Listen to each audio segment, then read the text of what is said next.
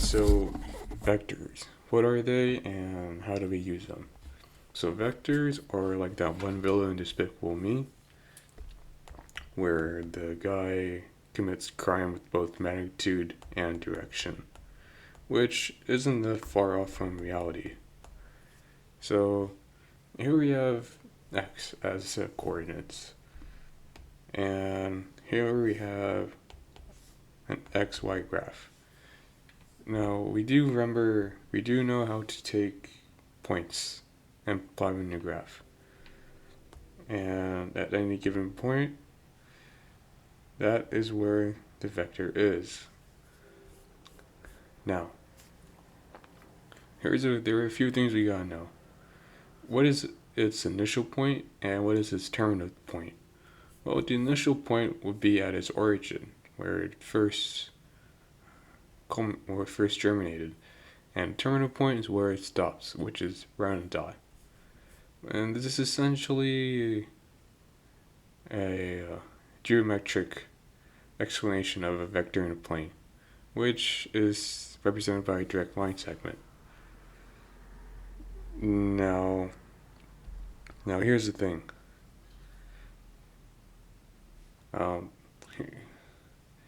If we have x1, x2, when we have two vectors, right? When are they both ever equal? Well, let's say we have vector as u equals, let's see here, u1 and u2. And we have vector v1 and v2. These two vectors are equal if and only if u1 is equal to v1 and u2 is equal to v2. Okay, sweet. That's simple enough. Okay, so looks like we covered the basis, the fundamental of vectors in a plane. Let's try this out with numerical examples. Okay, so let's say we have, let's see here, a vector, right? A vector as u is equal to 2, 3. Now graphically that ends up looking like this. We have a y-axis graph, and each tick is a value of 1. So let's see here, 2, 3. Terminal point would be right here, starting from the initial point, right over here.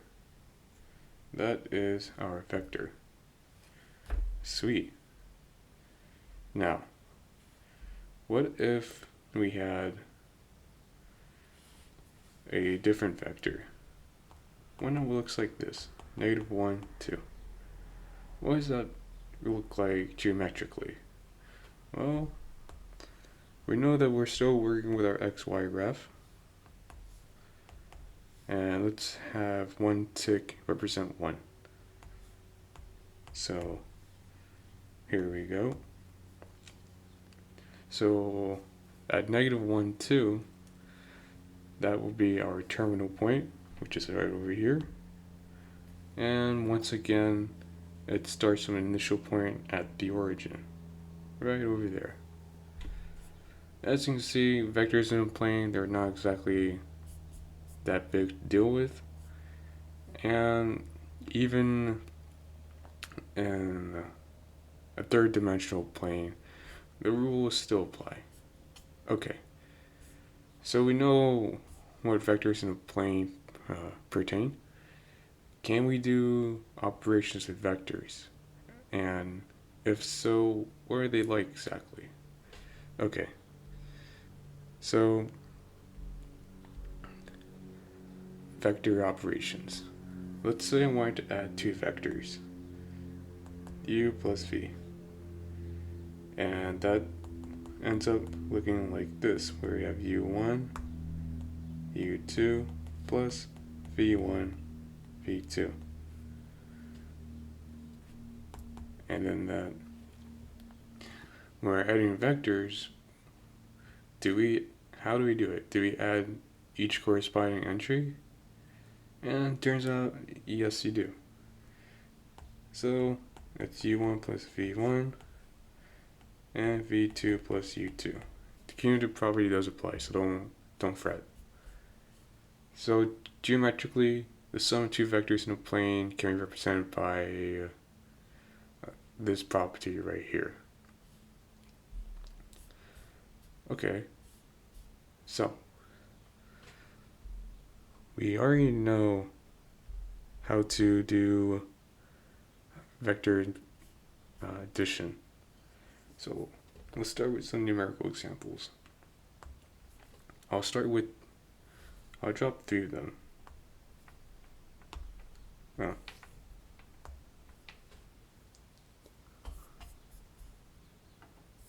Okay, so I had technical difficulties, but that's fine. So let's say I was to provide you guys 3 vectors, and your goal was to add them. So here we have the first vector, right over here. The second vector, let's see here, u is equal to 3, negative 2, and v is equal to negative 3, 2. And we have a third vector, which is u is equal to 1, and v is equal to 0, 0. Sweet. So go ahead and pause the video, work out the math yourself, and in the meantime I'll go through it for you guys to follow along. So for the first vector, let's see here, 1 plus 2 and 4 plus negative 2. That ends up being 3, 2.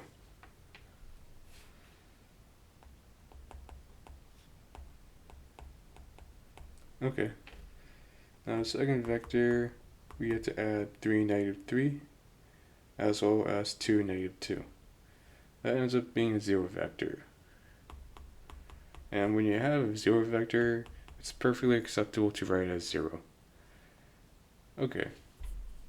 Now we have the third vector. And let's see, we have 2 plus 0 and 1 plus 0. Well, that just ends up being 2, 1. Okay.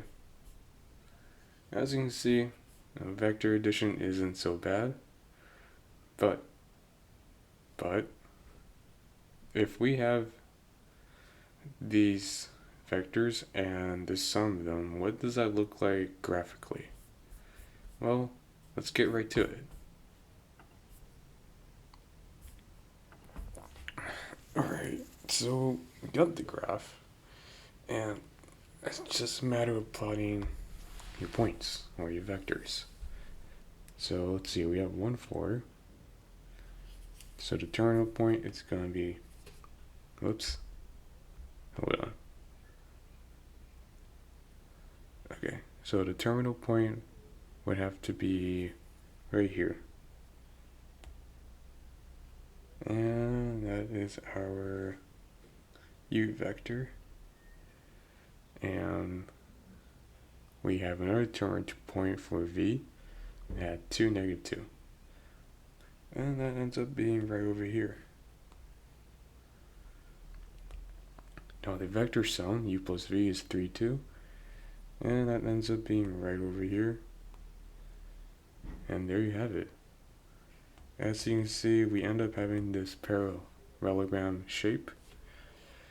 And that's just something to keep in mind. Okay, we got that down for the first set of vectors. What about the second? So let's see here. So the vector sum is already 0. It's a 0 vector. So we got that down right here, right at the origin. Okay. And we have the v vector, which is at negative 3, 2. So the terminal point is at -3 in the x-axis and +2 in the y-axis, right over here. Okay. And the u vector is simply going the opposite direction of v. So it looked a little something like this. And there you go. That wasn't so bad. So let's pause the video and I'll have you guys do the third set of vectors. And let's see what you guys get. So when it comes to applying points with these sets of vectors, do you guys notice that u plus v is just simply the u vector? Okay, so graphically, we know that v is at the origin right over here, and u plus v is the same as u. So we only need to plot two vectors, and that's at 2, 1. Which is right over here. Let me just move that for better visibility for you guys. And there you have it. Now, if you didn't use the expression u plus v equals u, that's fine. You're going to get the same answer. Now, what happens if we were to perform scalar multiplication? What does that look like? So let's say I have the vector v, and I was to multiply it by scalar of c. Well, would you agree that this would look like this, and you simply just distribute the scalar by the vector? If so, then I'm glad we're on the same track. Now, the question arises where we know what the scale, what it looks like with the variables. What does it look like graphically? So, hold on. So let's say we have a graph, and we have the vector v. And let's say we were scaling it by a scalar constant where it's greater than 0. So if I say it was 2, that's 2 times the vector, and given that logic, what happens to the terminal point? Turns out that the terminal point ends up extending farther outward. Sweet, you got that down. Now, let's say that c wasn't greater than 0, and instead it was less than 0. What would that look like? Well, a vector has both magnitude and direction. And if c is less than 0, that means c has to be a negative integer. What does that mean for its direction? Well, if c is less than 0, the vector would go the opposite of its original direction. And there you have it. Okay. Now let's say we were to take the product of a vector. If we were to take the product of a vector, what would that look like? Let's say we have a negative v. Hold on. Let's say we have a negative v. This would technically be -1 times v, yes? Okay. Now, what happens if we have u minus v? What can we do to make it seem like it's a matter of vector addition? Well, we can just have it be u plus negative v. This is going to matter for the next example, where we dive further into operations with vectors. In fact, we're going to do operations with vectors in a plane right now. So let's say we have two vectors and we have to do two operations with them. Okay. So the first one is 1/2 times vector v, which we know that if we can just distribute the scalar constant, which is what we just did, and v ends up being just 1/2 times -2, 5, which is just -1, 5/2. Sweet. Now what about for vector b, or part b, where we subtract two vectors? Well, let's see here. It will be the same as adding two vectors, essentially. And what that looks like is u minus v is equal to 3 minus -2. And we have 4 minus 5, which ends up equaling 5, -1. Sweet. Now what if we were to incorporate another operation? Well, here's what that third operation would look like. So let's say we had to do 1/2 times v plus the u vector. Well, we already did parts a and b, so wouldn't it just be, well, adding it on, like straight up? Okay. Now, do we really need part b for this? Well, let's look at the operations. 1/2 v plus u. So you only need part a and the original u vector, which ends up being, well, numerically it looks like this. -1, 5/2 plus 3/4. And that ends up looking, well, like this, really. 2 13/2. And there you have it. Now, normally I'd ask you to put it in a graphical representation, but I have a strong sense that you guys already know what to do. You're simply plotting the original u and v vector, 1/2 v, u minus v, and the third operation. And yeah, that's pretty much it for operations with vectors in a plane. Now, so far we worked with one-dimensional spaces. That is correct, yes? Now, what if we were to go a little beyond that? Well, in math, the dimensions of a space are defined as R sub n. And if n is equal to 1, you are in a one-dimensional space, which is a set of real numbers. And if n is equal to 2, you are in a 2D space, which is a set of all ordered pairs and real numbers. Now, what happened when n was equal to 3?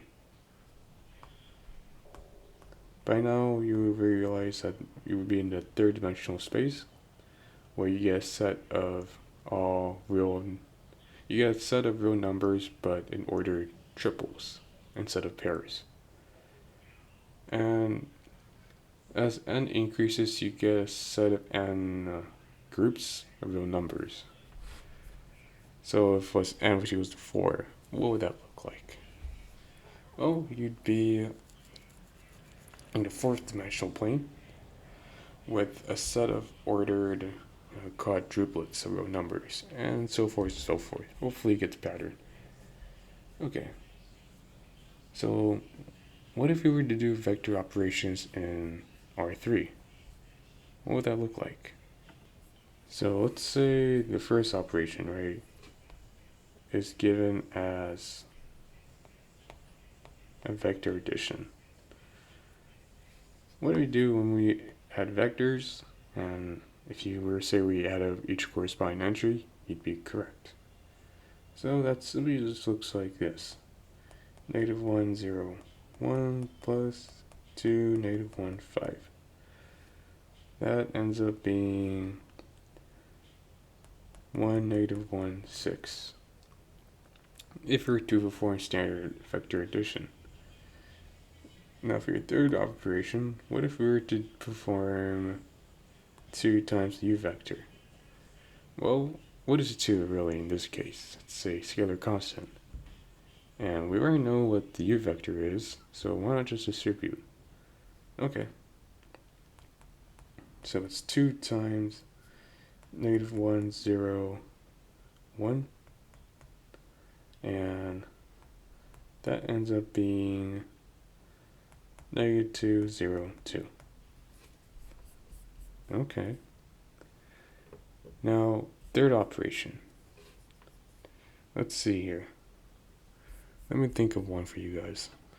So in the third operation, if I want you to subtract the v vector by 2 times the u vector, what would that look like? Well, we already have the v vector, and we already have the result from part B, and it would simply be just subtracting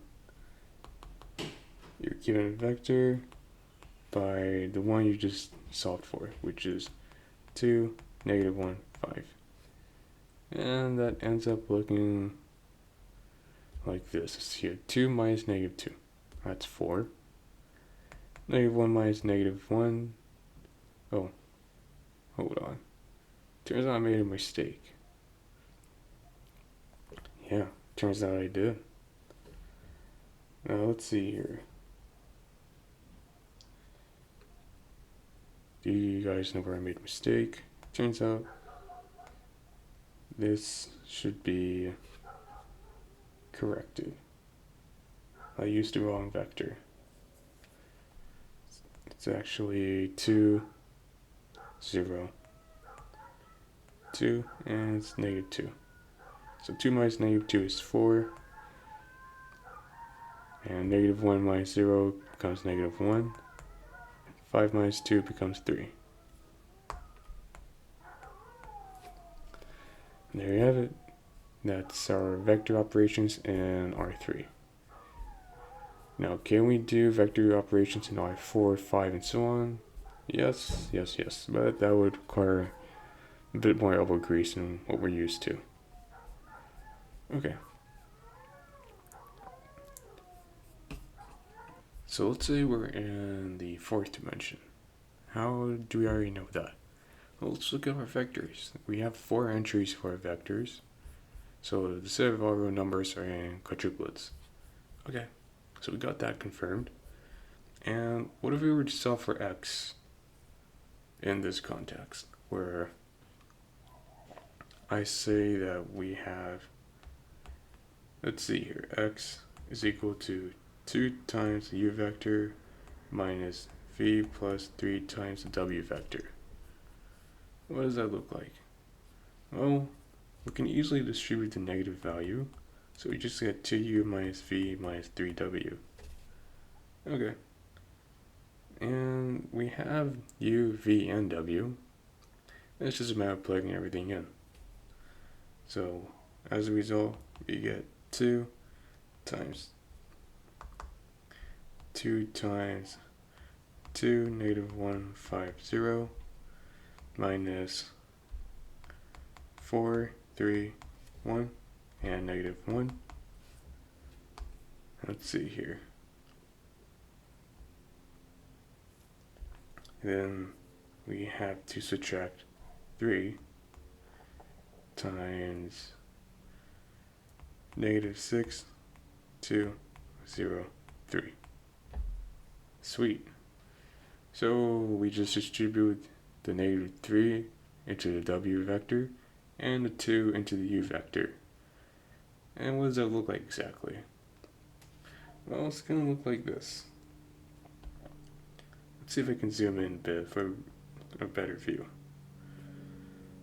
So if we distribute the 2 and the 3, we get 4, -2, 10, and 0, minus 4, 3, 1, -1.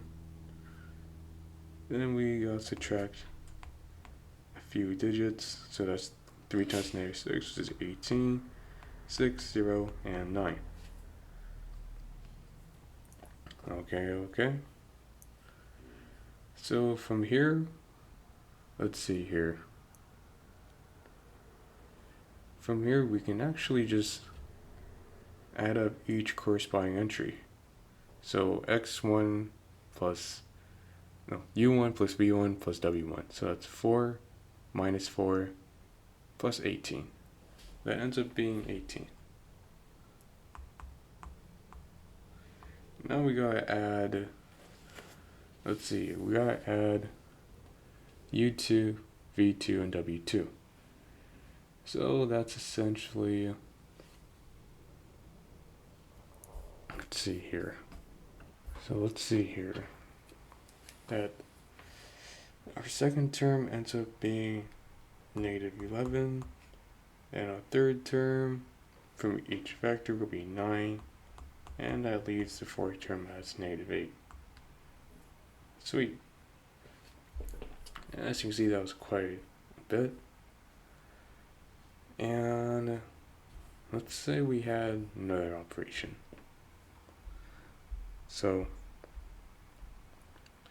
let's say the operation required that you do the following, where you have 3 times x plus w, which is equal to 2u minus v plus x. So let's see here. Let's just solve for x. How about that? So we have 3x plus 3w, which is equal to 2u minus v plus x. And let's move the x to one side. So we'll subtract x and 3u. So we get 3x minus x, which is equal to 2u minus v minus 3w. And that just ends up being 2x, which is equal to 2u minus v minus 3w. Okay. And from here we can multiply each side by half. So the final equation would end up looking like this, where we have x is equal to 1/2 times 2u minus v minus 3w. And it turns out that the term being multiplied by 1/2, we've already solved that. So it's just x is equal to 1/2 times 18, negative 11, 9, and 8. Now from here, I wouldn't require that you distribute the 1/2, but let's say that you did. What does that vector look like? What does x look like? Well, we have 2 negative 11 halves, 9 halves, and negative 4. And there you have it. Now, we are now capable of doing vector operations in both the fourth and third dimension. Sweet. Now, what if we were to write a vector as a linear combination of other vectors? What even is a linear combination? Well, let's get right to it actually. So let's say we have these given vectors, x, u, v, and w. And we were supposed to find scalars of a, b, and c, or our linear combination. Well, as an equation, it's going to look like this. So we have x is equal to a times u plus b times v plus c times w. Okay, you got that down. Everything but a, b, and c are given. So let's plug those in. So we got them plugged in. Now, here's what we're going to do. We're going to distribute the a's, b's, and c's, our a, b, and c variables. And on top of that, we're going to bring each corresponding term to its own equation. So what does that look like exactly? Well, let's do that and see for ourselves. So let's see here. If we were to distribute a, b, and c and bring each term to its own corresponding entry, we would have a times 0, negative b, and 3c as the first entry. And that would look like this, where we have negative b plus 3c. And let's see here. For the second term, a times 1, b times 1, and we have c times 1. So that's just a plus b plus c. And for the third entry, let's see, we have 4 times a, b times 2, and c times 2. That just ends up looking like this, where we have 4a plus 2b plus 2c. Okay. And now let's see here. We have 3 components, so that means we have 3 equations. What would that look like exactly? Well, it would look a little like this. So here's what we have. Each component corresponds to each entry within the x scalar, or x vector. And from here, can we solve for a, b, and c? Turns out we can. So let's say that we have this equation, the system of linear equations. What if we solved for, let's say, a? Well, let's multiply this equation by -2. When we do that, what happens? The b's and c's cancel. -2 times -2 is positive 4. 4 minus 2 ends up being 2. And we have -2a and 4a, that's 2a. So we already know that a is equal to 1. Okay. Now, what if we were to solve for, I don't know. Let's say we were to solve for b. No. Let's say we were to solve for c, knowing that a is 1.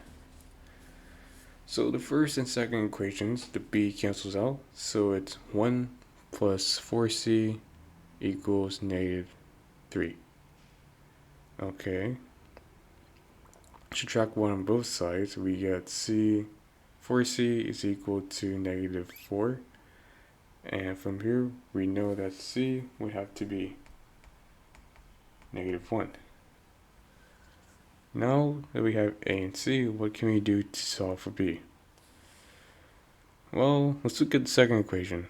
So a and c are discovered, so it's just b is equal to -2. There we go.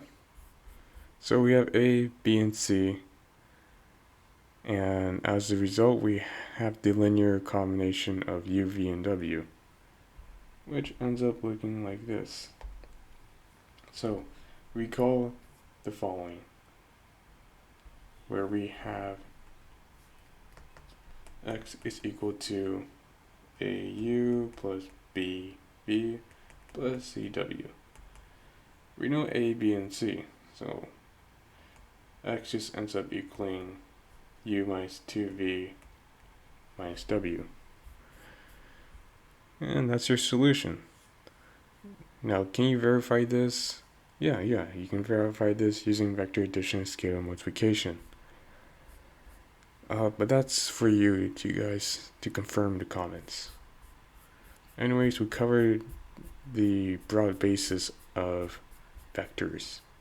We did operations in both two-dimensional, three-dimensional, and fourth-dimensional planes, as well as the operations pertaining to them, along with deducing linear combinations within a vector or given set of vectors.